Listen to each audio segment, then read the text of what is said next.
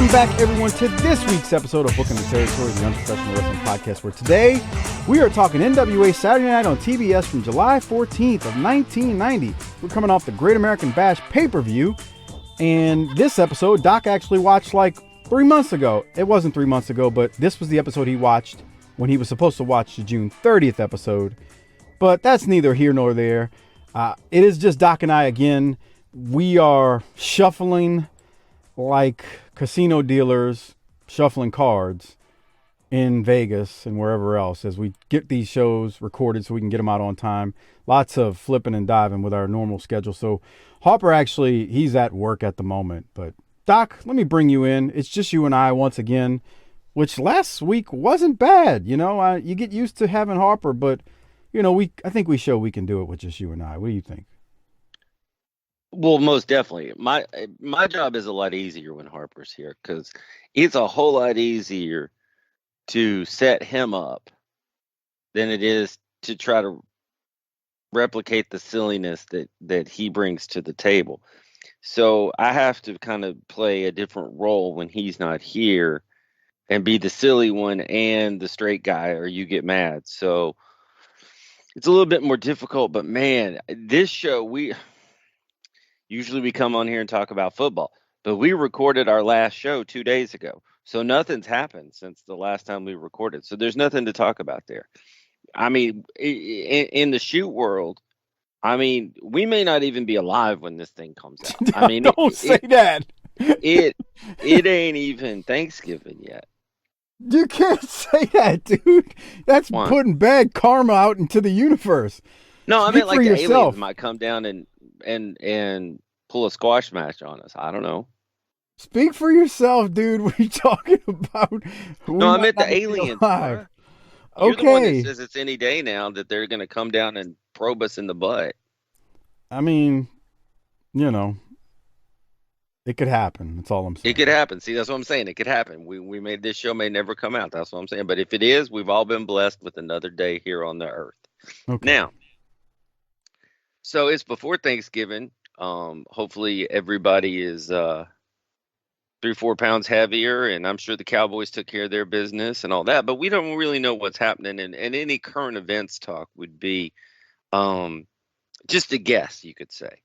So I thought I would bring up something with you that is evergreen. This can be talked about at any time, but it's especially topical at this time of the year. You ready? I'm sitting here waiting for the nonsense you're about to throw at me. Well, this one is, we can file this one under we need to roll in our Rolodex over to the B's for broad logic. Oh, okay. Let's hear it. So I don't think this is kind of venting, but it's also a PSA to all the broads out there. Now, I don't know if this applies to the broads that listen to us, but, you know, it might. How much silly shit does your broad get worked up about that if she didn't get worked up about it, she would have time to actually do something valuable with her time? She gets worked up about some stuff, but based on how the things you tell me, LaFonda, a.k.a. Mrs. Doc, really gets worked up about a lot of stuff. Well, I just think maybe it's not worked up as much as it's misplaced focus. And you'll have to explain. I know what you mean, but you'll have to explain by what you mean misplaced focus, because they do that. I agree. Okay, so how much time does Sasha spend on her nails? Well, she does her own. So okay, but how much time does that take?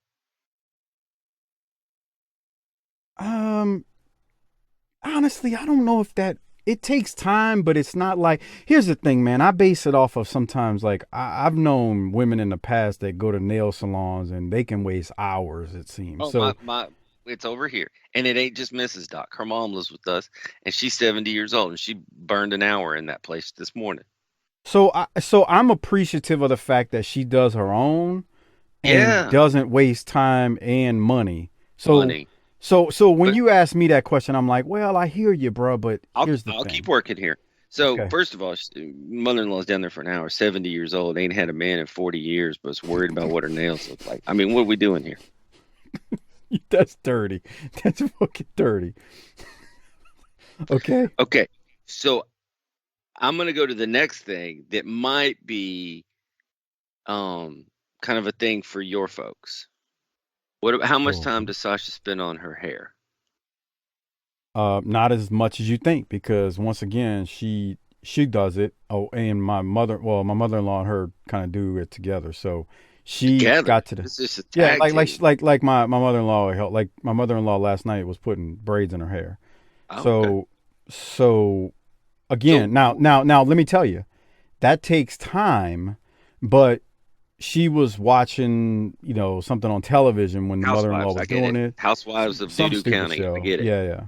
So again, So um, so but where it, so where but it would takes you a lot of say time. It takes a lot of where would time. you say that Sasha spends? Is it watching bad TV? Bad Is TV.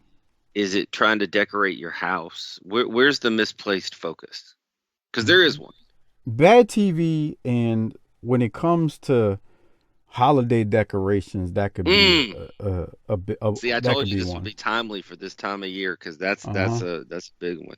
Yeah. So holiday that. See, here's the thing, bro. I'm not gonna say, with the nails and the hair. I'm not gonna say there's not some misplaced time, but I get women need to gussy themselves up. It's just kind of One, what they okay, do. we'll get to that in a second.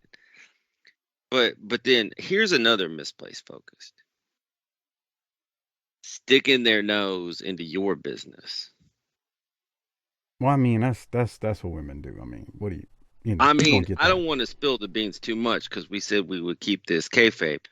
But you got a big event you got to go to soon, probably a court date. I mean, I don't know, but you had to get some different clothes because Sasha said you can't be wearing that.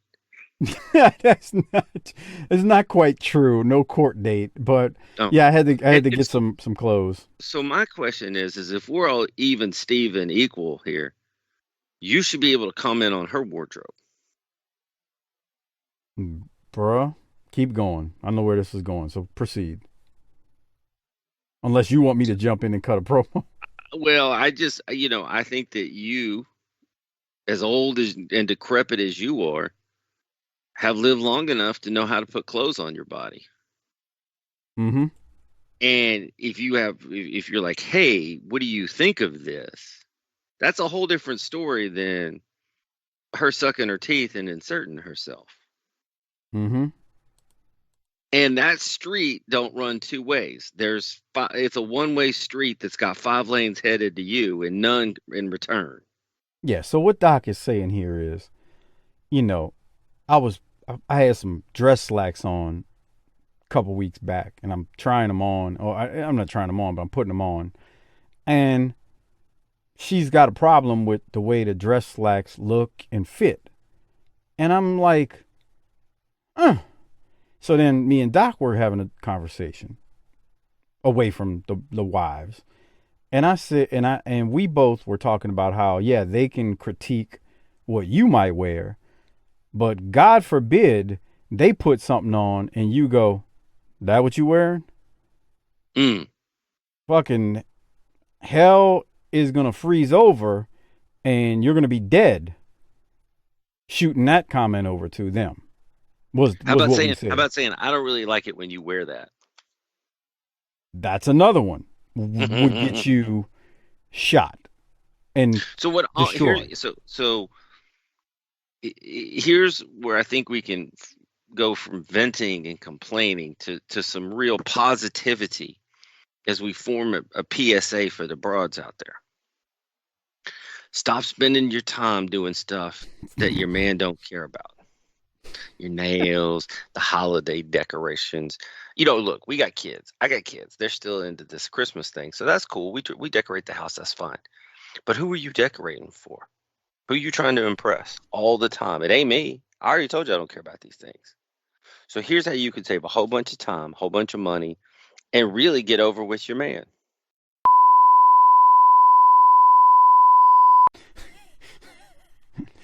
Okay, you did say something key there. Stop wasting time on things your man doesn't care about. Some men care about that stuff. Who? None of our listeners? I'm just saying, there are some who do. Now, I Look, think they're working. I we're think all the men working, that right? say that are working. I don't think they really care. The suburbs in this country are full of a bunch of Ric Flairs trying to get a 5-star match out of a broomstick on a weekend, bro. That's true. I got to go to what? Oh, okay, yeah, all right. And then the first thing you do when you hear about this event that you forgot about 4 times already is check your app to see what games you're going to miss. Boy. That's preaching right there. Every checking event the you app. go to is the women and the kids getting their best life lived, and all the dads trying to figure out who can get the best reception on the phone so we can all huddle around it and watch that game. Man, I told you about that one time. I think it's been many years, but we had a wedding to go to, and it was not the last time LSU won a national title. It was the time before that, and I forget who they were playing that night. But they were playing. It's a big game that night, and she tells me, just go. She's like, just go to the hotel bar and watch it. So I literally watched the wedding ceremony, stood there. They got married. I do, yada, yada, yada. Hey, everybody's happy. Bullshit, whatever. And then my wife, who's in the wedding, she comes over and I confirmed again. I said, are you sure I can go over to the bar and watch this game? Yeah, go ahead. Why do you have to ask permission like a child? I didn't. I just was confirming. So she told me before the wedding and during it. Well, I go into the bar, we'll start watching. Halftime comes around. I'm still in there. She comes up to me and goes, what are you doing? I'm watching the game like you told me to. Well, what about the wedding? You told me to come watch. You said, I don't care if you go watch the game. Well, I didn't mean the whole thing. Well, what the fuck? What else do you say that? What else do you say that you don't mean then? Yeah, That's how you turn it back on them. Yeah, I'm like, what do you mean? She's like, well, I thought you just come in here and Bruh, check every now and then. No, ain't no checking. I'm watching the whole thing. When you're sober enough to remember what's going on, they don't like them. Like, what did you say word for word? They don't like that because it's what they meant, but they didn't say it. That's their problem, but then becomes your problem. That's a you problem. And that's when you're drunk, you don't remember all that stuff, so they can kind of get you because you're like, man, did she say that shit? I don't remember. I wasn't listening. I'm fucking hammered. Fucking game's on. But when you're sober and you can recall some facts, man, you're in bigger trouble than if you're hammered. You'd be better off caught balls deep in a strange hole than That's nice. pulling up facts. It's nice. So all I'm saying is this. Ladies, your man's out there working hard. And whether you believe it or not, we're doing a bunch of shit we don't want to do to try to keep you happy. Or at least quiet. Maybe this holiday season, you should do something for your man that he actually wants. Not what you think he wants or what you want to give him, but what he actually wants. And I'm going to tell you that list you have very few options to choose from. I think it was Chappelle or somebody is like, play with his balls, leave him alone, and make a sandwich. I don't even think the sandwich needs to be on there. I just make sure there's sandwich stuff in the house. I can make my own sandwich. Yeah. Let us watch a game in peace. That's nice. Oh boy. You're really pushing the envelope on the.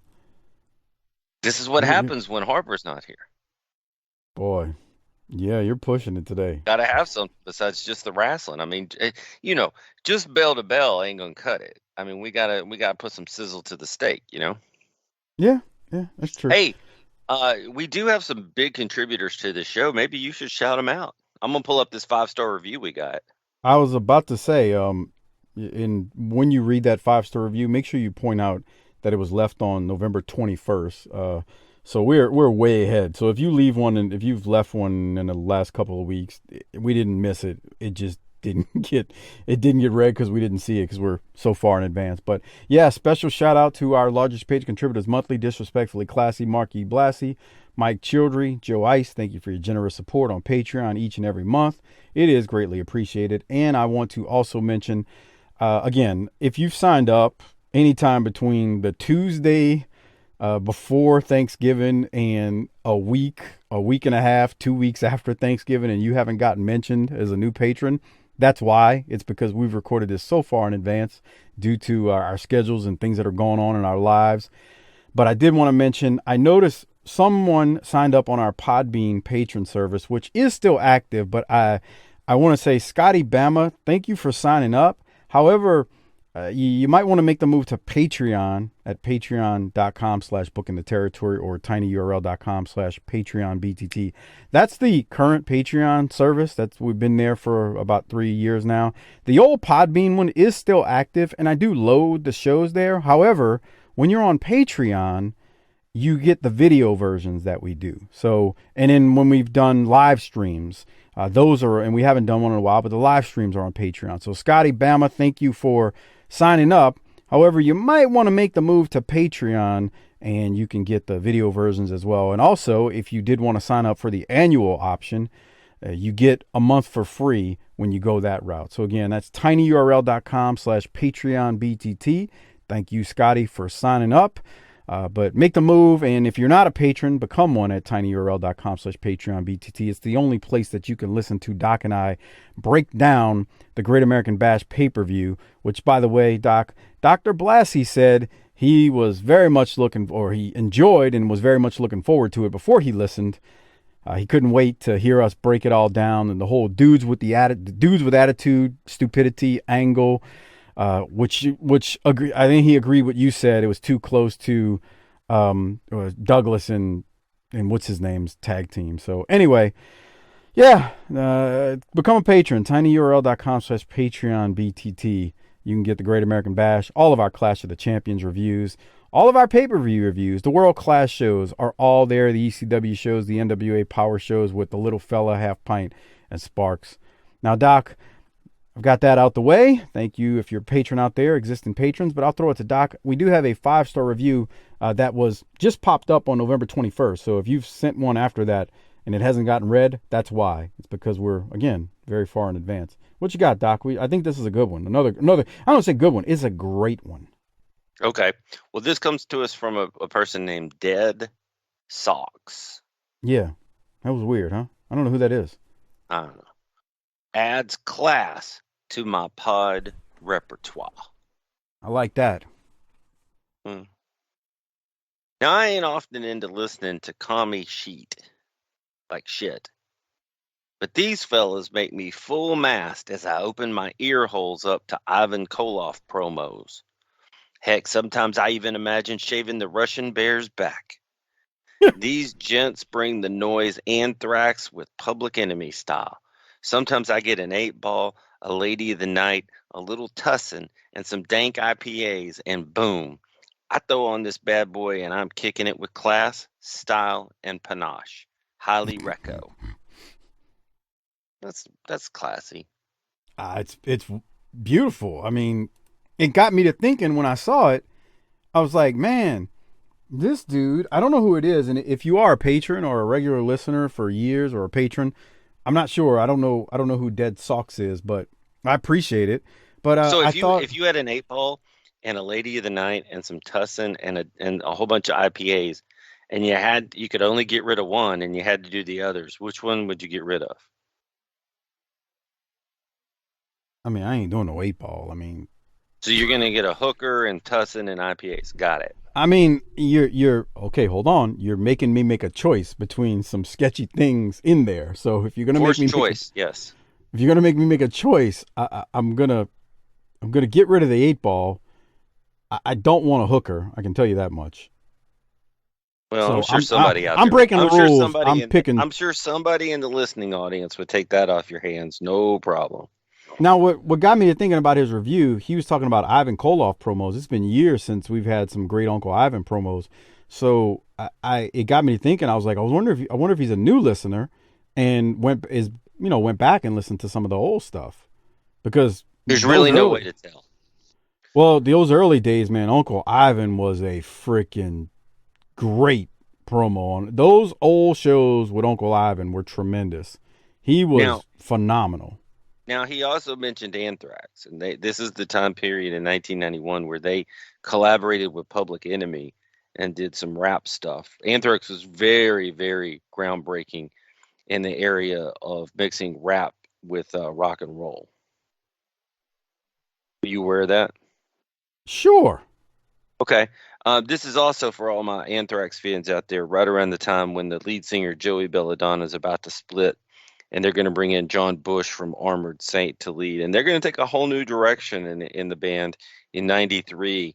And yeah, I mean, I know Fritz out there loves some Sound of White Noise. It's good.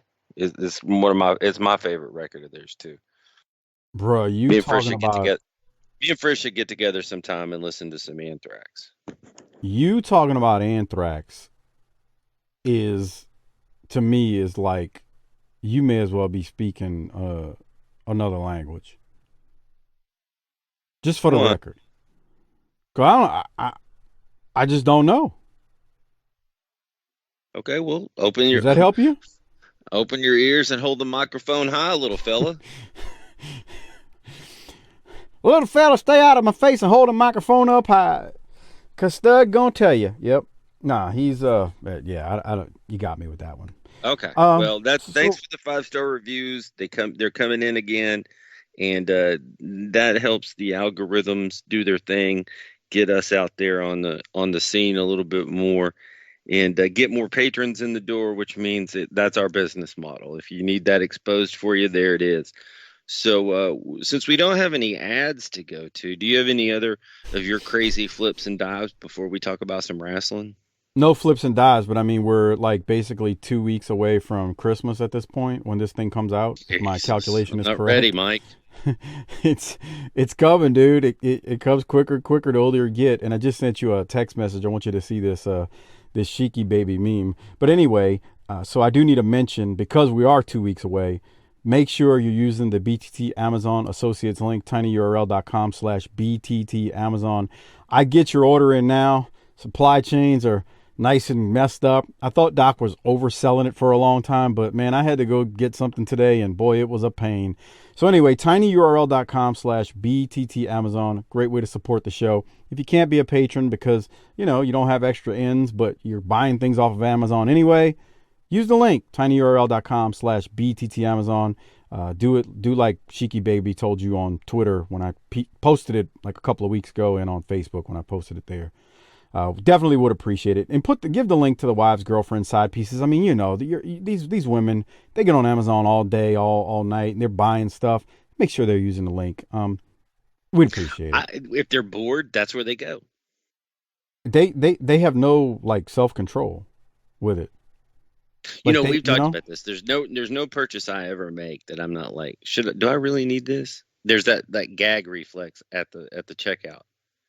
I hesitate constantly. I'm like, do I really want this? I do the same thing. Your broad doesn't have that. She's blowing right through that. It's the only place that she doesn't have a gag reflex. When it comes to your hog, she's going to be like, I can't. But this is where they don't have that gag reflex. So get that link in the browser. Get the link in the browser. Okay, Doc. So let me get the video going. And we're talking, once again, July 14th, 1990. If you're only watching or listening to the video version of this, I suggest you go back, because we just did about 24 minutes of flips and dives on some broad logic stuff. Doc and I love talking about that. Anyway, we're just July 14th, 1990. And I guess it would help if I share my screen, huh? I don't care. You watched this episode, though, didn't you? I have seen it. That's an improvement over last week. But anyway, hold on. There it is. So we're coming to you actually from, if the history of WWE.com is correct, we are coming from Cobb County Civic Center in Marietta, Georgia. And this is the pattern we're going to fall into with Cobb County and a couple of other buildings that we're always in. Now, according to my records, although this is airing on the 14th, this actually was taped July 2nd. So kind of like what we're doing here. Yeah, it's true. Yeah, it's very much The old true. broads, those old broads are at the front again, and shit, they may be dead by the time this thing airs. That's nice, Doc. What The show. you Go look ahead. at them, man? They're white haired, I didn't say they aren't. Lex Luger's literally kissing babies. I missed that the first go around. He Would you just let kissed a Lex baby. Luger kiss your baby? No, not Lex back then, not Lex now. No. Anybody who out there, it's not just Lex. I don't want Wrestlers. any athlete or wrestler kissing my baby. How about this? Okay? Stranger. No stranger. Don't kiss my kid. Right. No. Let's broaden that. It's not. Hey, Brian Carr's got an interesting look here. Yeah, I'll get to that in a second. Jim Ross and Bob Cottle open the show for us. They're in front of a green screen, at least it appears that way. It feels a bit of their opening was cut off on the version we got, but we go what we got, and like Doc said, we got Lex Luger versus Brian Carr. He's got a good look as a pro wrestler, this Brian Carr guy. I couldn't find much information on him, Doc, and so if anybody out there knows some information on him, keep in mind, again, we're recording this very far in advance. Post in the Facebook group or on Twitter. I didn't find much information on him. He worked under a couple of different names. One article says he was in World Class. Yeah. But that's not right as the Terminator thing. I don't think that's right on first glance. It's something I'll have to ask Lance. I think the thing was someone else, but I don't want to ruin it for World Class people, so I'm not going to say who the thing was. He looks Maybe like I'm Jimmy wrong. Garvin in good shape. Yeah, a much more buffer Jimmy Actually, Garvin. he looks like if Jimmy Garvin and Michael Hayes had a kid. No, he don't look like that because Hayes in the doesn't face. have the. He's got a really good look. So he does look. Hey man, good. you think those white-haired broads like Doris down there on the front clapping is like? I mean, I haven't had sex in 36 years, but I mean, it's getting a little wet down there with Lex out there. What's wrong with you? I don't think they're thinking. Well, maybe they are thinking that. Broads are dirty, man. They are. So we get a picture-in-picture promo that is completely WWF style, if you look at it, from Lex Luger. And completely covering 1/3 of the screen and 1/2 of the action. Yeah, and I don't know if you noticed, but Lex it's a green screen behind him, and it's got this Flex with Lex graphic on the left to his shoulder, above his shoulder. They're gonna do this a lot. But they are covering most of the screen on the picture-in-picture, which is dumb. It's very WWF-like. Do you think? Of course. It's just bad. I'm sure your panties got wet when you saw it, though, right? Well, that guy didn't run the ropes real well there, did he? No. He doesn't look bad, but he definitely He's looks green. like yeah. Even there, like, okay, let me show you something. He's struggling to get his feet right. Well, yeah, Lex is trying to put him up over the rope, and instead of him lifting his left leg up to get it on the other side of the rope, he doesn't do it, and then he realizes Lex is trying to do it so that Lex can hit him with the superplex off the second rope. He just doesn't look like he's got. I don't he's think struggling, it should be. Oh, he didn't even help Lex. He had to know that's what Lex was doing. So what he needed to do was get his feet up on the top turnbuckle. That way he could help Lex and push off, but he doesn't. Lex has to. I read something that said this guy was a bodybuilder, which he doesn't really look like a bodybuilder, but no, he could have been a bodybuilder during off season right here. So, because he's not. What bodybuilders do is they cut weight, so he could be, and he's just got to trim the fat. And I don't like calling it a superplex if we're not going to the top. I agree. I just was trying to paint the visual for those not watching that aren't patrons, because you could watch it if you go to tinyurl.com/patron. I'm not talking to those people anymore. Okay. So anyway, we've entered the part of the show where I'm just speaking to the paid audience. He Everybody else, turn it off. He sandbagged the piss out of him. Okay, Doc, any other thoughts on the match before we go to this glorious Tommy Rich promo? No. Okay. Lex wins with the superplex, and he pins him. Here we go. Let's go to old Tommy Wildfire Rich in front of a green screen. You know, I want to say hey to all the wrestling fans out there saying it's good to be back with the NWA. It's good to be lost away. And, you know, it's good to be back with the competition. You know, a lot of things going on with the NWA. And the first thing on the list is the Four Horsemen. They've been riding roughshod over everybody. When we got the dudes with the attitudes, there's some new changes fixing to happen to the Four Horsemen. And then the serious part of my business, Stan Hansen, the man that I thought was my real good friend, used to have the Georgia tag belts together. Had the picture up, showed my babies. Something I was proud of. Well, later on in this show, in just a little bit, it's coming up. It's come down to you and me, Stan Hansen. I wasn't coming out trying to take care of your business. I was coming out to try to get the people to see the athlete you was. Well, your whole attitude's changed. You're not the Stan Hansen I knew, and you never will be. So right here later on, Hansen, I'm just going to be just like a Timex. You might whoop me, but I'm going to keep on ticking. And when it's all over, I'm going to come out on top because all of my people's going to be out there hollering, "Go Wildfire, go!" All right. Tommy Rich cutting a promo. Can't miss one that we got to see him and Stan Hansen later, I guess. Doc, I bet you love that. It was all right. I mean, I like him bringing up the stuff that they held the straps together back in the day, and he showed his babies that. I mean, that's not a bad promo. I mean, I didn't have a problem with it. Me either. Like a Timex watch, and that he'll take a whipping, but he'll keep on ticking. Fantastic promo from the greatest NWA world champion of all time. He's the best. Now, yeah, I got a question. Sure. Go back about this. So, go back about what? What headache powder. We've talked about these terrible Goodies headache powder commercials. Why is it only the Souths? Guess because they were marketed to the South. You think that guy? So you think that guy at the beginning celebrates diversity? Ralph Emery? Absolutely not. What about Kyle Petty? He's already said some things. Right, okay. I got something that's even worse than There's golf. Black folks in this commercial. I know you're trying to be funny, but they're I got something worse than golf, hockey, and baseball, and that's NASCAR. Worst. It's the worst. It's the worst. It's the worst. Why is it the South's leading headache powder? Why would you limit your market like that? Let's get some distribution channels up north and make some money. They were selling it up north, man. That's what's I want to snort some goodies and have a hell of a time. Look at this commercial. They've been soaking. Commercials have been soaking. Can you tell the people? No, you're starting to make me mad. You can't just say look at it.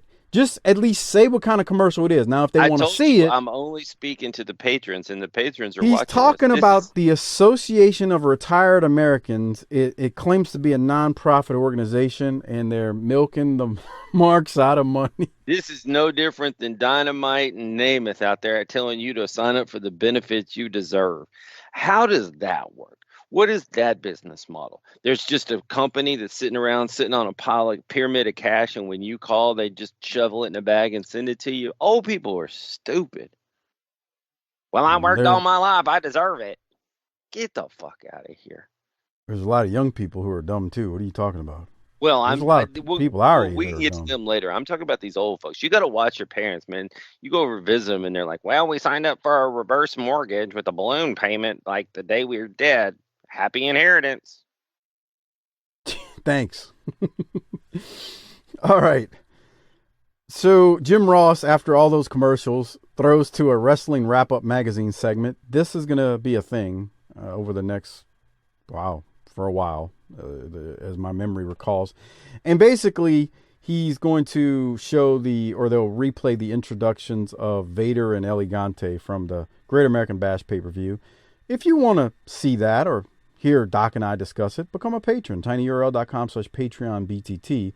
You can get access to all of that wonderful stuff from the Bash.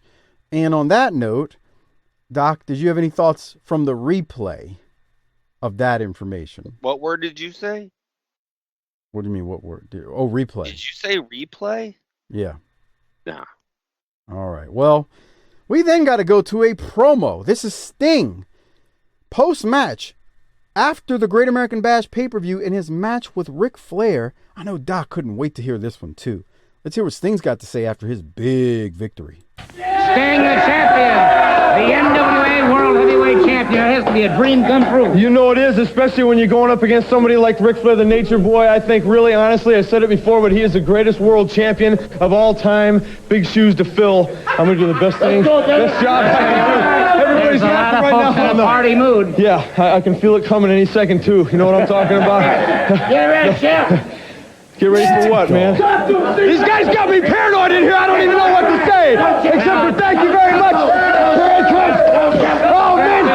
Stuff is cold. Tastes pretty good, though. I'll tell you that. And that's it. The party started, and it's Sting, the NWA World Heavyweight Champion. Well, Doc, Sting is our world heavyweight champion. I know that excites you greatly, right? Yeah, and he just went out there and justified everybody's faith in him by cutting a kick-ass promo to celebrate his win. You got me He admitted to being paranoid at his friends trying to celebrate him. What kind of dumb shit is that? Then he can't even celebrate with the champagne? Come on. This guy is a jobber. Nuclear heat. From who? It wasn't that bad. It wasn't even a minute long. It was terrible because he's the champ. Should have put that shit on Lex. I was dying because Dog is back there. Yeah, you tell him, champ. I'm just surprised he had his mouth cleared so that he could speak and wasn't full of food. That's nice, Doc. You really got to act like that, huh? Well, we'll keep moving. I don't have much from it. He just was back there celebrating. The next matchup is the Fabulous Freebirds versus the Southern Boys. And this thing starts off hot with the Southern Boys, but the Freebirds eventually are going to take control. Mid-match, we did get a commercial for Braves baseball at 5:05 Eastern. So I guess that meant this Saturday we're watching aired at 4:05 because they made it sound like it was coming up right after this. So anyway, we had some spectacular Braves baseball after this, and there were a bunch of commercials. A&W Cream Soda, Bic Metal Shaver, Nolan Ryan, yada, yada, yada, Spy Maker, the movie or something like that, Eckerd Drugs, just tons of shit. I mean, the commercials went on forever.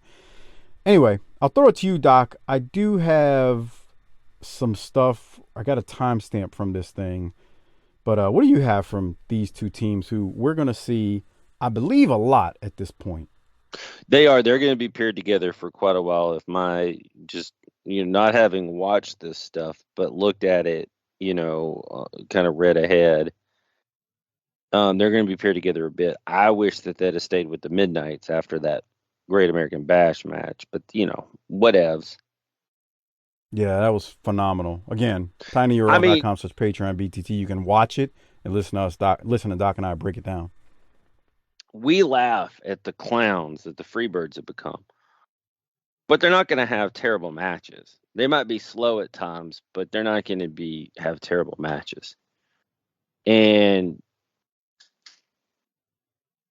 the Southern Boys have really brought it. Yes. We laugh at the Freebirds, but it's more of the look of it, and they're just not the Freebirds that we know and love and think that are great. Jimmy Garvin is a hell of a wrestler. We loved him as Jimmy Garvin in World Class, even in Crockett. But him and Hayes, the look is all I can't. The glitter. They had glitter on at the pay-per-view. We talked about that at nauseum. It's just a weird look, man, and I don't know, man. They're just not what we know and love, but it's fine. I mean, this match actually was good though, between these two. And you got four guys who know what they're doing. I mean, Hayes isn't the greatest wrestler in the world, but he's a hell of a performer, so it works. And of course, Smothers and Steve Armstrong are tremendous. Anyway, I got a weird question for you here, or observation I had. Steve Armstrong is better here than he was in Smoky Mountain. I think so. We also and I wonder if it's just by the time. I just wonder if it's by the time he got to Smoky, he was just kind of. I've been to the big time. It wasn't what I wanted. I didn't like it, and it kind of knocked the luster off of his desire. He wasn't bad in Smoky Mountain, but he's good, really good here. He's really good. He's not the greatest promo, that's the thing, but he's so good. I mean, him and Scott are like the same way. They're both like just so good in the ring. They just weren't like outstanding promo guys, even though they did have some good ones. But yeah, I think man, he just didn't need to talk. He would have been fine because he knows, like, he's got the moves. He's a really, really good babyface here. I mean, just think about this match. Look at him. The fans are reacting. The pay-per-view, him and Tracy were phenomenal, and the reaction they got during that. He's just good, man. I don't know, like, he is better. He's not bad in Smoky Mountain, but he is better here. If you were to rank him, you'd say, yeah, was he better here or there? He's got that. They still have they're still climbing the mountain here. Yeah, absolutely. Okay, Doc. You know what's on the side of that mountain? Go ahead and tell me, because I know you want to. Well, I'm gonna work my way to the finish now. So, Steve Armstrong is going to throw Garvin off the top rope. Garvin, he's gonna throw him off the top rope. Then Armstrong had been taking the heat. He's gonna make the hot tag to Smothers, and here comes when he gets him off the top rope, throws him into the ring. It's old Ric Flair bump. You know, Rick sells it. See how they do that where they hesitate? Garvin sells it for a second. That's perfect. That's exactly what you want. You don't want the guy to just go up there and throw him. You want him to actually go, no, and sell it. And Garvin did a great job. So Armstrong is going to make the hot tag. Smothers comes in. He's fired up. He delivers a big flying elbow to Garvin and a backdrop, and then he hits Hayes with a nice drop kick. Then Armstrong comes back too, and he slams Hayes off the top as all four guys are in the mix. Smothers and Garvin are the legal men. That's the key here. Smothers has Garvin rolled up for the pin, but the ref is distracted. Hayes hits Smothers with a clothesline, and Garvin ends up pinning Smothers. I want you to see it in a second. I don't understand why the ref is distracted. So I hate to be armchair booker because there's enough of that nowadays, but it just is very, very odd that he's just so distracted. Maybe Doris in the front row was chirping at him. I mean, the legal men here are still Smothers and Garvin. Watch, but yet, well, he's on Armstrong. He's on Armstrong. He's distracted. That's what I don't get. This is bullshit, to be honest. If we're gonna tout the things we love and call out the things we hate, this is one of them. He's distracted by Hayes and Armstrong, who are not the legal men. Tracy and Garvin are the legal men. Why is Armstrong distracting him so much that he's got to argue with Armstrong on the outside? Now, the finish looked great, the way Hayes delivers that clothesline to Smothers as Smothers has Garvin rolled up. But I'm calling BS. This, like, the old saying, everything was airtight, brother. Why is he distracted by the two guys who aren't the legal men? No sense. It makes no sense. Your thoughts? You're watching it here with me. Yeah, I was getting a little sip of water. Hear you. We're broadcasting there. Yeah. I thought that the way the finish looked overcame the referee's stupidity. And you'd have thought the ref but that ref, you'd have thought he thinks he left $100 bill on the outside of the ring. You really would. I mean if you'd have told him that Cindy Crawford was hanging out down there, fucking spread eagle, wouldn't have had a better, set of confusion. I'd rather they just bump the ref than do what they did. Oh no. I mean, it just was. I hate to use a cornet term, lazy booking, but I don't get it. But I get the finish. I thought it was a good match, and it's going to set up a few months of togetherness for these teams. Yeah, fair enough. There you go.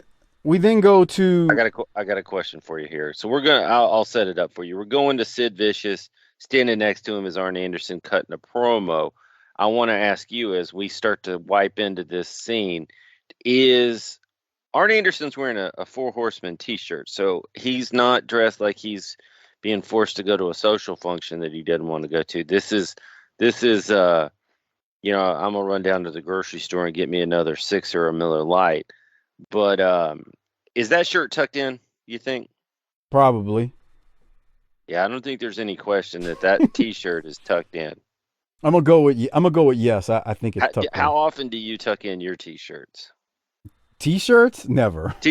Never. Right. I mean, things have changed in the world, though. People used to tuck their T-shirts in. I still see older men, like not much older than us, I think, with tucked in T-shirts sometimes. And I say not much older. Here's what surprises me more is when I see like a 70-year-old dude not doing it. And like, especially if they're at like the store or something and they're wearing that button down shirt and not tucking it in. I'm like, dude, you're pretty good for an old dude. Like, we should party. Yeah, I guess. We'll get a mother and daughter team together. You know what I'm saying? Oh, that's nice. That's not. Come on. I guess it would be a grandmother and a mother. What's wrong with you? Come on, Carl. Let's go get some broads. Hey, that sounds good. I ain't got broads since fucking Vietnam. Let's do it. Wow. Wow. Let's go now to Arn Anderson and Sid Vicious as Doc was setting it up. Pay attention to Arn's T-shirt, Four Horsemen T-shirt, which is probably tucked in. And Sid finally doesn't have a tux on. I want one of those, though. Sid doesn't have a tux on. He's bare-chested, actually. That's a first. Is it the cleaner? I think. Probably. Here it is. A miracle is a moment of divine intervention. Well, Lex Luger, you were the product of one miracle. Never again, my friend. Tell him, big man. You better remember that, Luger. It was a one-time and a one-time only deal. That I promise. They tell me that something's going on with the Horsemen. There's adverse conditions. The Horsemen are involved in turmoil. Maybe we're looking at the breakup again of the Horsemen. Well, when you look in these eyes, you see an Anderson, you see a Horseman, you see a man maybe you hate his guts. Maybe the sight of me makes you want to puke, but you know each and every time you look in these eyes, you see the God's truth. And when I think about you, Sting, and I think about you, Luger, and I think about you, Junkyard Dog, and Orndorff, and I think about that giant, all the things that everybody said would come to pass are beginning to come. And I'm talking about in the end times. These are the end times. Your end times, my friend. What happened at the Bash is just to scrape the surface of what's going to happen. A lot of people jumped on the Horsemen in this world. A lot of them became a product of a horrifying resume. That resume's a mile long. We'll tell you one time and one time only. It's real easy to jump on the Horsemen, but it's a lot harder getting off. Guaranteed. So Arn actually goes a little Tim Horner at the end right there. How come it sounds so much better when he says it? It really does, because he talks about it's a lot easier to jump on. I think I need to steal off. that. You may hate my guts and all this, but when you look in my eyes, you see the truth. That's my manifesto for Doc, man. Okay. You've been talking to the listeners out there. They're like, man, I want to hate that son of a bitch, but god damn it, he's fucking right all the time. God damn. I don't know about right all the time as the words of choice. Todos el tiempo para mis amigos españoles. Wow. Yeah, it does sound a lot better coming from Arn. And Arn also got me when he said Lex was the product of a miracle. Lex wrestled Mark Callis on the pay-per-view, by the way. But see, they're referring back to the Clash, which was kind of dumb. I gotcha. Yeah. And Lord knows when they taped this actual interview. Who knows? These whole shows are collage efforts where they're just copying and cutting and pasting shit in. Well, and again, this is the actual in-ring stuff is from July 2nd. So that's why I say I don't know when this promo was actually cut. So it's interesting when you But think about it from that let me point of view. we can focus on all the bad. But how great is it to have Arn Anderson back in this promotion cutting promos? Well, he's been back in the promotion for a while, but just the fact that they're letting him cut some promos. I mean, because that Never let him leave again. never let him leave. Well, and he doesn't really. I mean, he doesn't. He's there till the end at this point.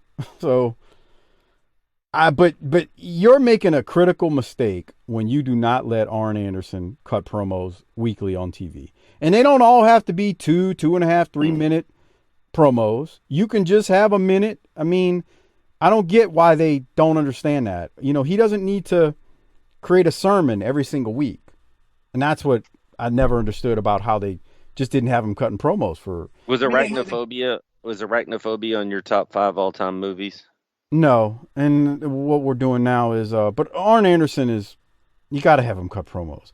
And you're right, they're calling back to the Bash. There's just so much here. They're not really talking about the pay-per-view because, well, the pay-per-view hasn't really happened yet. Although you could have cut a promo and then just inserted since it's there and after. But anyway, Doc's talking about the next series of commercials. There's a ton of them. Arachnophobia, the movie, I barely remember that, but there's multiple ads for this going on here. Milk commercial, bubble tape, cooking oil, all kind of nonsense. But anyway, any other thoughts, Doc, as we on Arn or the commercials? Because there are a lot of commercials. Shit. I know. I'm going back. Let me go back. All right. So we come out of commercials and we got Bob. Hold Cottle. on. Let me get to the money printer. I need to turn it to the reverse setting. We come out of commercials and we got Bob Cottle and Jim Ross. They're talking about Sting running the gauntlet in an upcoming Friday, Saturday, and Sunday episodes of the NWA and WCW. We missed something earlier in the show because they did explain this, I think, at the beginning, or there was something that was clipped from it. I know you've got plenty of notes on this as they explained this running of the gauntlet, but basically you've got the Saturday night episodes, and then you've also got the Sunday night main event, and then I guess you got the Friday night show, which I can't remember if that would have been worldwide at that point or whatever. But point is, when you think of a gauntlet, Sting is going to have to, we'll have to see, but apparently going to have to run a gauntlet of competition between Friday, Saturday, and Sunday. Stay tuned. We'll see if it happens or doesn't. But the thing is, when they're going to do this gauntlet thing over the next couple months, I believe. The thing is, we're only watching the Saturday night show. So if you're not watching the Friday or Sunday, you don't really see it. Now, sometimes they do show some of what happens on the Friday or Sunday show. So keep that in mind. But anyway, there's going to be this gauntlet thing. And I don't know. I'm not a big fan of it. Now, on that note, we are going to go to the next match. Let me rewind, Doc, because I feel like you got some thoughts as these two guys come out. We've got the Star Blazer versus Cola Khan. The Star Blazer. I know you looked it up, Doc. Do you know who Star Blazer is? Jib jiving, socializing. Tim Horner. That's right. And he's not even the problem here. He's under a hood, but he ain't the. Oh God.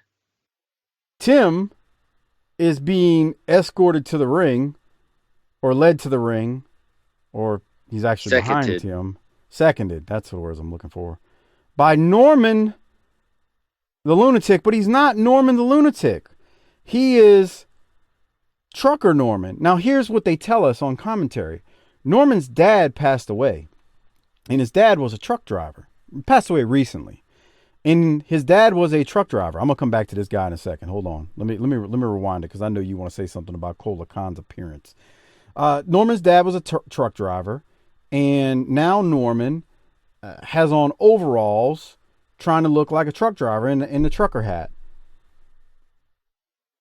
Do you want to talk about that first, or do you want to talk about Cola Khan? Let's talk about Cola Khan real quick and then come back. This guy has a great look for 1990. He like today he looks like he'd pull out a light tube and like try to eat it or something in the ring. But nobody. He looked like he looks real. Yeah. He's got a mohawk. He's got the Fu Manchu. He's got that faraway look in his eye. This guy looks like he could do some damage. He's got a really interesting look. He's interesting looking. I mean,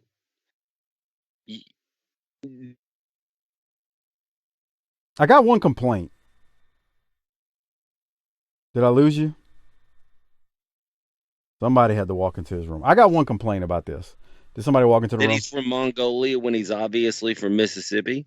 Well, yeah. I mean, his name is Kola Khan. So when you first hear the name, you're thinking, you think of like Killer Khan or Tijo Khan, which Tijo Khan wasn't Filipino or whatever they built him as. But the point being, when you hear Kola Khan, you're thinking of a foreigner. And I don't mean that in a derogatory way. Just saying. You'd see that as somebody who's not an American. Asian persuasion. Sure. Foreign. I mean, that's not a bad word today. It may be 10 years from now. Who knows? You can't. I believe you mean somebody who is international. Yeah, there you go. That's it. So now what's funny about Kola Khan is I got some notes on something Jim This Ross guy's says. name is Paul, I bet. Probably. He's got a mohawk and he's got a Dutch Mantel style mustache, but nothing on the sides. It's not long. It's not a beard, but the way the mustache hangs on the sides. That's why I say Dutch Mantel. But he doesn't have the beard like Dutch, so that's probably not correct. This is interesting. So we've talked about his appearance at this point. The dude is definitely not international. He's got a great look for 90. Jim Ross had me dying. He says, this guy certainly, Doc, keep it clean. Let's not get too deep into this. He says, this guy certainly doesn't look like a young Republican. And Bob Cottle, who again was one of Jesse Helms' friends, gets a chuckle out of that. So I laughed a lot just at that comment. Did you catch that? That's code word for he's not a real good real American. All right, there you go. And the thing is, if you look at Khan's attire, he doesn't have tights on. He's got like the black pants like Kabuki used to wear. They're not, you know what I'm saying, Doc? I don't know how else to explain them. So it's like he's supposed to be from, as they used to say in the 80s, I wouldn't say this now, the Orient. Remember they used to say that about Kabuki? Mm-hmm. It's like they're trying to build him as that, but he's definitely a red-blooded American with a different haircut. The dude, nothing about Boogie, nothing about this dude. Hey, Rob, do you think you could go get me another beer out of the fridge? Yeah, man. I told you to call me Kola Khan. I'm trying to get in character so that I can answer to that name. I mean, he needs not open his mouth because he cannot speak like he's from there. Anyway, so they start talking they're talking about that, and they also talk about the gauntlet that's coming up and whatnot that they mentioned a few minutes ago. And JR says that's what it is. It's the Power Hour on Friday, and then Saturday on TBS, and then Sunday on the main event. So you got these 3 matches that are happening on these gauntlets. And if a wrestler wins all 3 nights, he gets $15,000. If he loses, the wrestlers will share $15K. So the 3 guys that are in a gauntlet match. So you got Sting will go through a gauntlet. Those 3 guys that he's facing in that gauntlet, if any one of them win, they all split the 15. Which is dumb. If Sting wins, he gets the 15,000. I hate it. It's dumb. You know what this tells me? Besides, too many goddamn it's not rules. Lazy booking. It is. Kevin Sullivan and Woman took off for Japan to wrestle, and so we have nobody that understands heat, how to book heat, that's willing to do it, and so we don't have anything to do. So let's do this. I think so. I think you're right. Maybe. Who knows? A Jim Herd thing. I don't know. It sounds dumb. Doc, I'm going to advance now to the 34:25 mark of this episode, and I'm doing it because I swear I heard a boring chant. Let me know if you hear it too. Of this contest, Khan on top of Starblazer. Well, we talked about the fact that the quickness and the speed and the agility of Starblazer tends you to believe that he's certainly not a... Do you think they're chanting boring? Yes. Okay, that's what I thought. I mean, they're in the ladies in the front row, again, patrons, tinyurl.com/PatreonBTT, they're orchestrating it. Look at this broad. She's got her hands in the air like she's in the orchestra. Hey, they need to bring back Lex Luger's out there. Her. I want to suck his dick. Look at her. She's orchestrating the boring chant. Yeah, back in the Go ahead. day, if you get those grannies and nip of Ripple and get them to the wrestling matches, they're the most likely to be sticking a shiv in your side. It was a better world back then when grannies had an edge to them. When they could cut you with a blade, yeah, that's good. Yeah. Congrats, man. I'm glad you feel that way. Okay, so on that note, I'll go to the finish. We work our way there. The finish is a top rope bulldog, and it doesn't look good. Here it comes from the Star Blazer, Tim Horner. He even his backflip. I guess he's trying. Like, did you catch that move when he sends Khan into the corner? Tim Horner. What do I care? Watch it. Horner. He gives him a turnbuckle. Now watch. He slings him into the corner, Irish whip, and then watch. He tries to do like the flip. He lands like 8 feet too short. The back elbow. It's terrible. Why does Tim Horner need an alter ego? What is he, Curry Man? Don't insult Curry Man like that. Curry Man was actually entertaining. I know. I used to laugh my ass off. So was at Christopher Curry Man. Daniels. Yeah, I mean, you've heard him tell the story about Curry Man, right? Where, yeah. I mean, he's just like, I basically took a pile of dog crap and needed to turn it into something, and it's exactly what he did. Speaking of piles of dog crap, let's revisit Trucker Norman. Yeah, please, because we're going to see a lot of him over the next few months, I believe. What do you got? No, what are you thinking? Okay. No, seriously. Thoughts on Trucker Norman?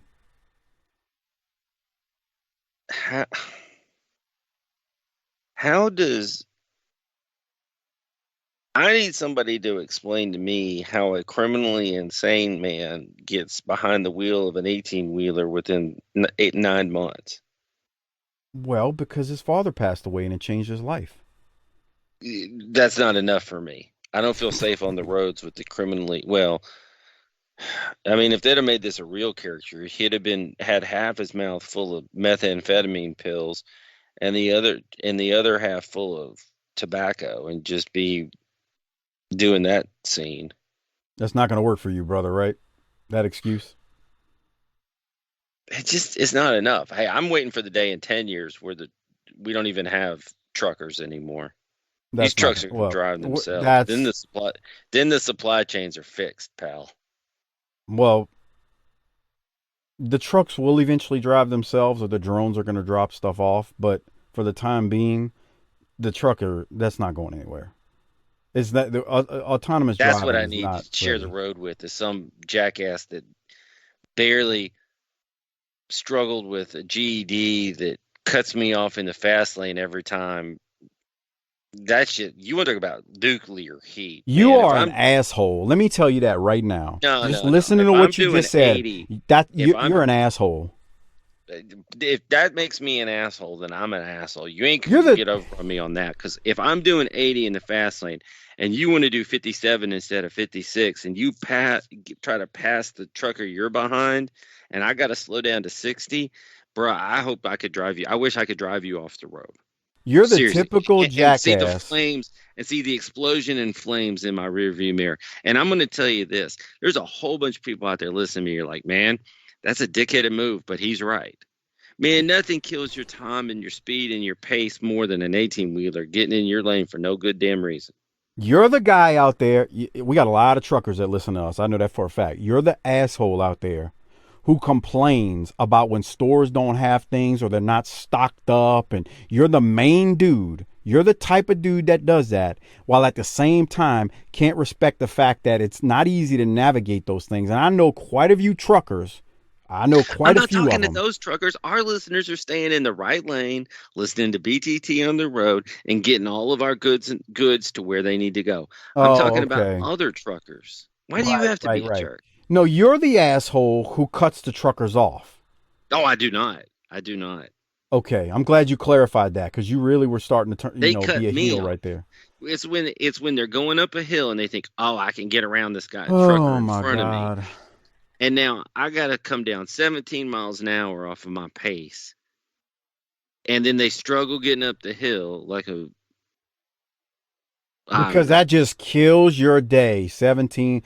That just kills your whole day. Exactly. Tough life you live. Real suppression you express. So I'm ready for AI. That's what I'm saying. you're really oppressed. Oh my God. It just really hurts your life to slow down for a couple of minutes, huh? Now let me do a PSA for all of our listeners that are truckers. All you truckers out there, y'all all right in my book. I know y'all Mike got your ears C on. out there. We got a Smokey at mile marker 138. Y'all got your ears on. Come back now. Look, my buddy, I ain't against our listeners that are truckers, but let me give you this piece of advice, and I'm not even trying to be a dick. You're an asshole. Learn a skill, because the bookers are coming for your jobs. Truckers ain't going nowhere. You can't believe that, bro. They can't get this autonomous driving down. They don't have it down yet. You're scare tactics right now. The trucking industry I'm not scaring you. I'm telling you to be prepared. Have another skill. Have somewhere else you can go. Be warming up in the bullpen with a new skill. So when the bookers try to get you, you're like, nah, I can do this now. I can do some plumbing work, or I could do some HVAC work, or I could be a general carpenter. Whatever that's a business to get into. HVAC.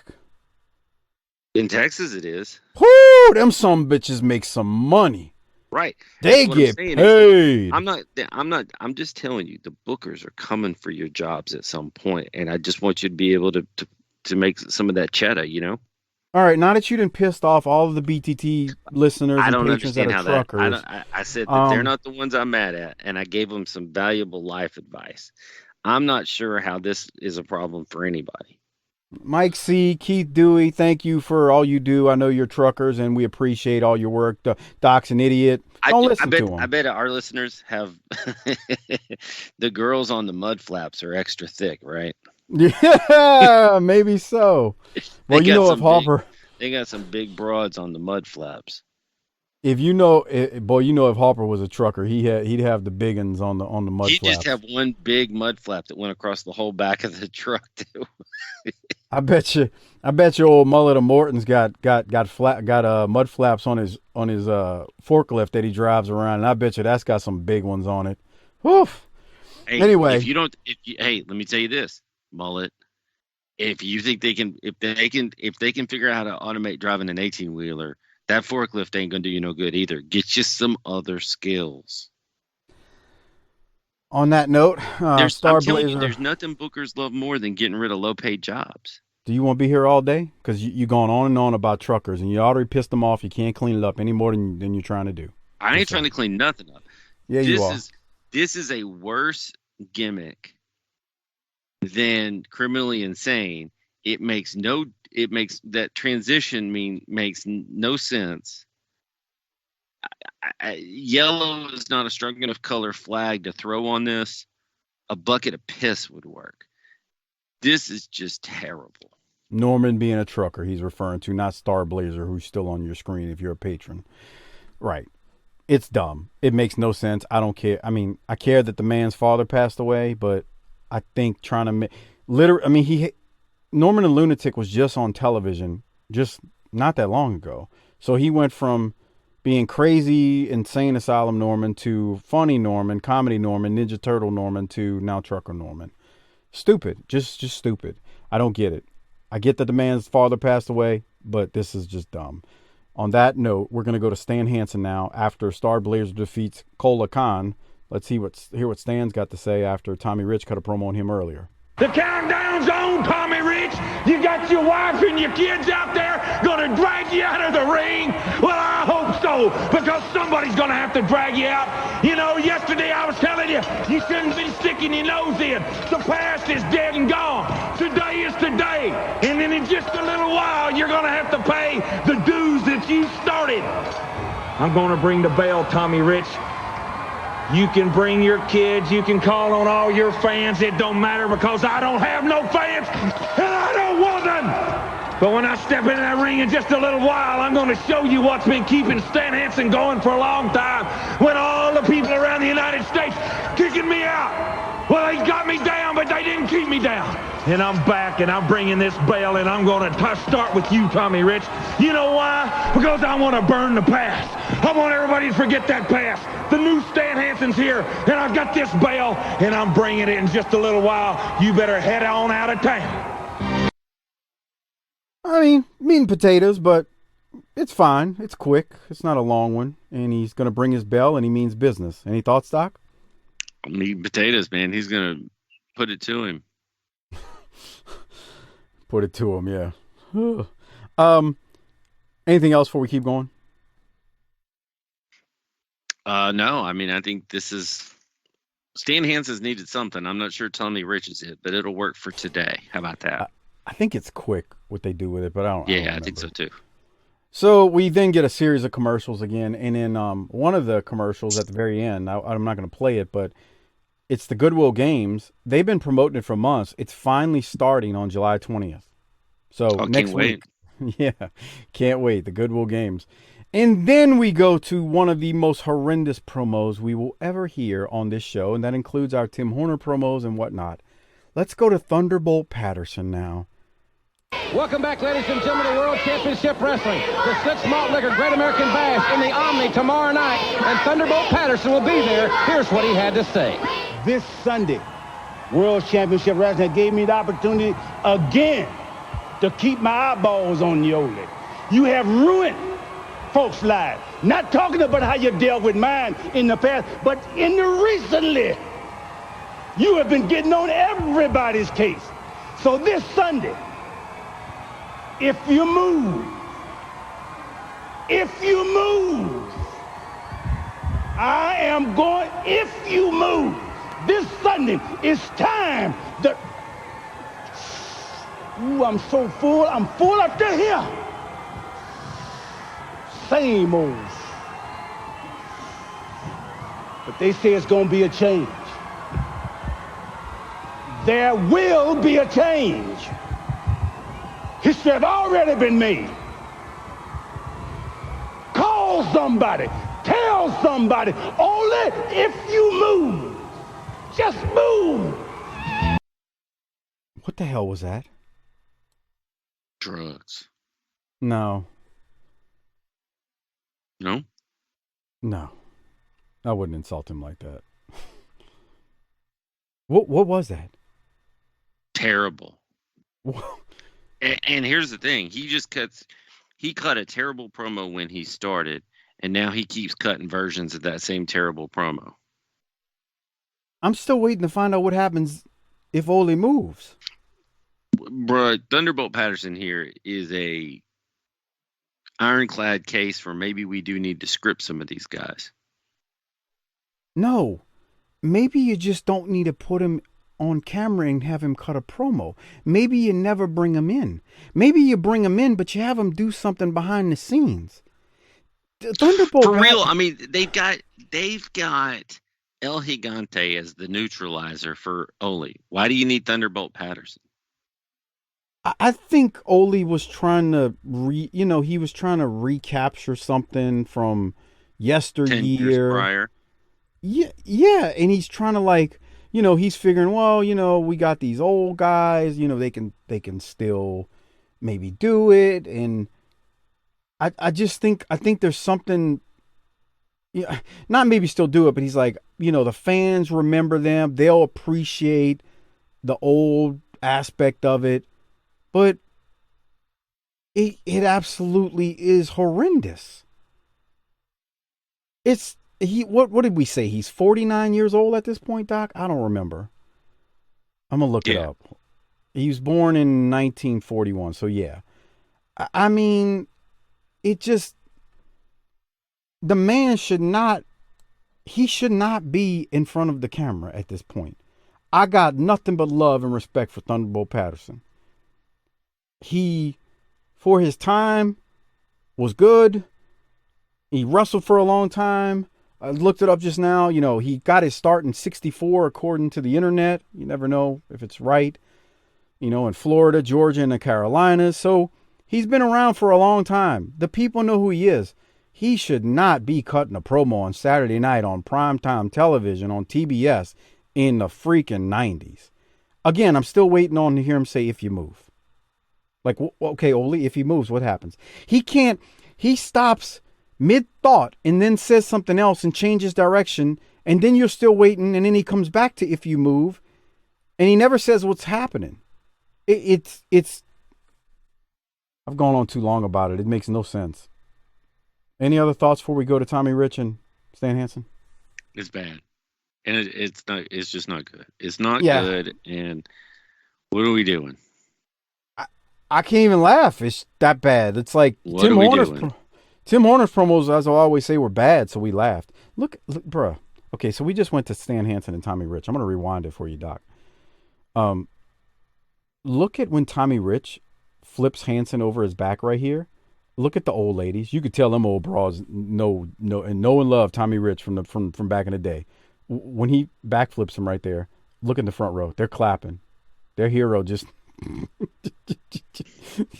dumps Stan Hansen. I bet those two old bras used to double team Tommy Rich.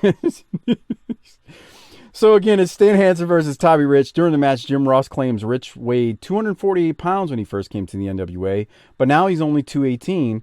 And I do agree, Rich does look leaner, and I think in Rich's promo, it was a little incoherent, but I think he even said, it's great to be back in the NWA. I lost a little weight. I think he even mentions his weight in the earlier promo. It's never a good time when you got to mention your weight loss. He has trimmed down, though. Would you agree? Yeah. Yeah, he's lost some. Okay. So he looks leaner, and it's good to see Tommy Rich do right by his body, because Lord knows today, I don't think he's doing right by his body. I've got a couple of emails. Bobby Murray posted something to the Facebook group, and Brian Evans, a longtime Hall of Fame patron, he sent an email of pictures of Tommy Rich at a recent indie show, and woo! Lord have mercy. Anyway, Jim Ross talks about Stan Hansen being suspended from the NWA for many years, but he claims that just got removed. Another note I didn't make at the beginning of the show, Cobb County, I don't have the attendance, but it's packed in there. It is packed. Doc, any thoughts on this match before I go to the finish on how everything breaks down here? Hansen's 40. He doesn't sound like Thunderbolt, though. No. Yeah. I thought, so you come out here and Hansen comes out super fast. He's all over him. Rich slows it down. This is this is wrestling. Is it not? I think so. I think these guys do like Tommy Rich's style is that slow style. Yeah. But Hansen is a brawler and a bruiser. And he beat the piss out you. And I thought that the styles work well together. I mean, look, I joke about Tommy Rich. He knows what he's doing. He's not pitiful in the ring. He knows how to work his style, and he knows how to work the crowd. You can like it, not like it, whatever. That's right. But he's not inept at the craft. Nope. I'm right there with you. All right, so you have some real severe issues with him, but that has nothing to do with what we're watching or talking about.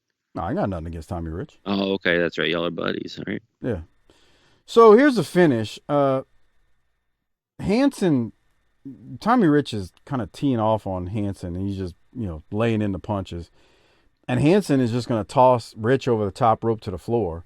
So on that note, right there, as you see it, Pee Wee Anderson calls for a DQ, and then Hansen just looks at the referee and says, he should have thrown the ref over too. Well, he's going to hit him with a lariat, so that might be just as bad. That was a weak lariat, though. It was weak. He didn't hit him hard. And then Hansen grabs his cowbell, and he starts laying into Tommy Rich. And he even kicks the ref on the floor. This is Stan Hansen style stuff, and I got no problem with it. Thought it was a fine finish, even though it's not clean. I thought it's good. You see him he kicked Pee Wee down there, and now he just starts. He's just going to potato Tommy Rich. Well, he potatoed him already with the bell, and then he walks off. So he doesn't beat him up too bad, but he catches him one good time, and that's enough. Any other thoughts? DQ. Tommy Rich wins. I thought this was a good wrestling match. It was a good way to start what may be a potential feud, and I had no problems with this. Yeah, me either. It is the start of a short feud from what we remember. All right, on that note, we got something. Missy Hyatt's got to plug the main event, and she sends Harper a message. Hi, I'm Missy Hyatt. Join me and Jim Ross tomorrow at 6:05 on TBS for the NWA main event. We're going to have a TV title bout with Arn Anderson. We'll also have Lex Luger and Stan Hansen and a special danger zone with the Rock and Roll Express. Now, don't keep me waiting. I won't. She told Harper, don't keep her waiting. God almighty, look at that. What do you think of that Missy look? What she's got on with the lace and whatnot? It's too much, but I'll take it. It's getting to you? No, it's too much fabric. Oh, okay. Right. I need a pair of scissors. Well, then we get a series of commercials. Again, we got Braves baseball coming up shortly. And Nintendo Game Boy, Mountain Man, the movie. I don't know what the hell that was on TBS. Do you remember a movie called Mountain Man? No, sir. You know, if Harper heard that, he'd be like, what are we doing here? Anyway, Ford Fairlane, lots of other stuff. So let me get to the next segment, because that's going to be the final segment of the show.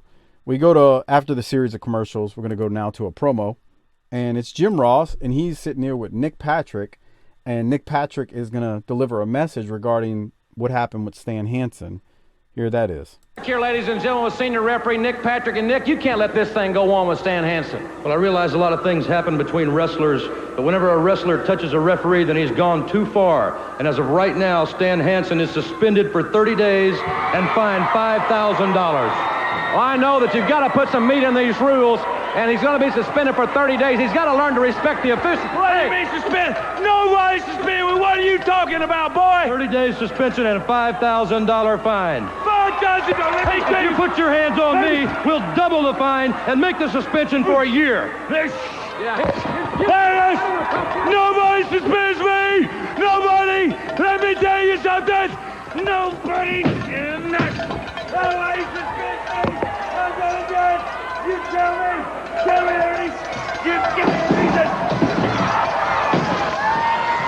Let me tell you something. I don't care what you're talking about. Nobody suspends me. Nobody suspends me. I'm gonna come back. You can freak me out, but Stan Hansen's gonna be back. No matter what, I'm gonna be back.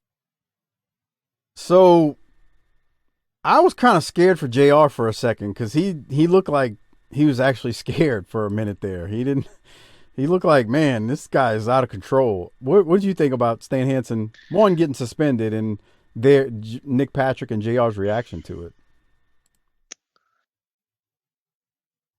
If you just look at it, there's nothing wrong with this. My problem with it is that Stan Hansen didn't say anything, and I think he would have been better if he had a real personal issue and there was more at stake for him to talk about, rather than you can't suspend me. Other than that, he's great. Nick Patrick didn't look too scared, but JR, if you watch his facial expressions, he seems like right there, especially when Hansen slapped the mic out of his hand, he's like, you can tell he kind of took him for a second. But I tell you, man, look at the fans. They're staring. Stan's got their attention. But here's the problem. This would have been much better if he would have laid Tommy out. And I mean, blood and... Fair enough. Yeah, there's some fairness to that. If he lays Tommy Rich out, Tommy Rich is busted open, it definitely has a much better effect. Total agreement with you there. So after that, the show, there's a few seconds left. They do a plug for the Sunday night main event on TBS. And that's how the show actually wraps up. So Doc and I need to rate it and hand out some Rolexes. Before we do so, once again, don't forget to become a patron at tinyurl.com/PatreonBTT. That is tinyurl.com/PatreonBTT. A great way to support this show. You get a ton of extra content, lots of extra shows. 300 plus are currently available. The video versions are out there as well. And it helps support the show. We're ad free, so please become a patron, because that's basically how we support things, since we don't have ads. Doc, You want to rate it or hand out a Rolex first?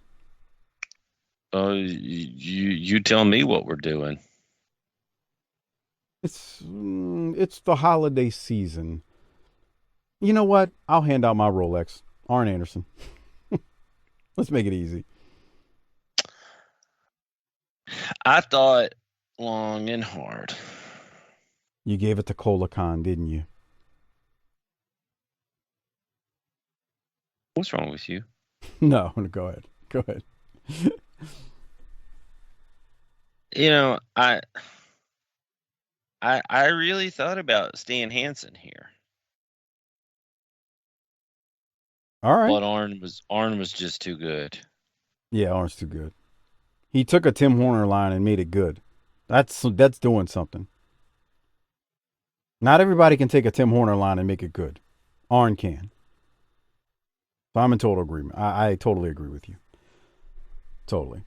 All right. So then what are you going to rate it?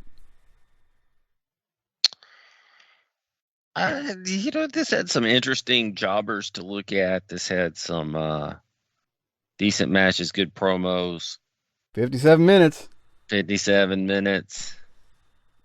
Watched it 3 weeks ahead of time. I was done with it.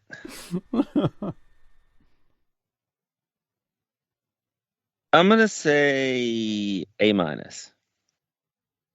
It would get an A for me, but I got to go A- just based on Thunderbolt Patterson.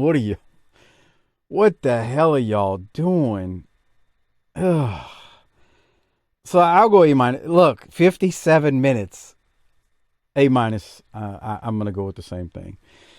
But overall, not bad. Again, you got to understand it for the context of its time, too. You couldn't do this today because you would need to follow up with your pay-per-view that you just had a week ago. But this was taped before your pay-per-view, so you can't necessarily have things from your pay-per-view fall out here. Again, you can do that back then. You can't do that now. So that's all I'll say. There's nothing new from it, so you kind of have to just go with what they present this week. But they did a good job, I think, because they introduced the whole Stan Hansen thing, and it's that part's not tied into what happened at the pay-per-view. Tommy Rich wrestled Harley at the pay-per-view, so there's, it was good that they did that with Tommy Rich at the pay-per-view, because now you've got Tommy Rich disassociated with that, and now he's with Stan Hansen. So, I mean, they kind of started something new that wasn't tied into whatever that was, and something that didn't need to be seen at the pay-per-view. So on that note, I want to remind everyone, please remember to email Chris Harper or Hardbody Harper at ChrisHarper16, wildcat@gmail.com. If you would like a video shout out, life advice, relationship advice, or if you'd like to give one of your wretched family members some life advice, relationship advice, or tell them how to be a better human being, because that's a problem in today's world, have Harper cut that promo on them and have him do it to them. Again, email him, ChrisHarper16, wildcat@gmail.com. Tell him what you want in your video, and then PayPal him to cc30388cc@yahoo.com, and he would have greatly appreciated. Look at that as your own special Christmas gift to your very own Hardbody Harper, the superstar, who unfortunately, due to scheduling reasons, hasn't been able to join us the last couple of weeks on the episode. Also, check out Our Vantage Point, the Retro Wrestling Podcast with Joe Murata and Michael Quinn, the northern version of ETT, slightly classier, a little bit more professional, but still fun nonetheless. They support us, so please support them. Thanks, Joe and Quinn, for all your plugs. And then lastly, check out the Bottom Line Cast with Mike Prue and JV. They also do our ECW show on the Patreon feed, but they do a free show on the career of Stone Cold Steve Austin on their own feed. Again, the Bottom Line Cast with Mike Prue and JV. Thanks, Mike, JV, for all of your plugs, and the ECW show that you do on our Patreon feed. Doc, 2 weeks from Christmas, man, it's gonna be here before we know it, dude. It really is. I mean, it's, the night that everybody's listening to this, or tomorrow on Friday, the 10th, you're 2 weeks away. You're 2 weeks and a day away. Any We're thoughts not before we ready. get out of here? I'm not ready. It's too close. I know it's too close. I think maybe we should just start drinking. I'm down with that. Let's start That's right my now. solution for most things is like, fuck it. If we're If we start right now, go ahead. No, go ahead. I cut you off. I mean, if we're gonna get in trouble, we might as well get in trouble. Yeah, do something to get in trouble for it, right? Justify it. What else before we get out of here, man? Am I missing anything? Man, no. I'm gonna do one last check to see if we've gotten any new patrons before I shut this thing down. Since we started the show, I don't see anything, and I'm also gonna check the also gonna check. Well, I mean, you know, also gonna check the 5-star reviews, double check since we're recording this so far out. In real time, you all are gonna hear us next week, but in recording time, we won't record again for another 3 weeks. That's how far away we're out right now, pretty much. So that's why I'm like, yeah, it's or not 3 weeks, but close to. Anyway, Doc, anything else before we get out of here? No 5-star reviews. I did just refresh it, and I don't see anything new.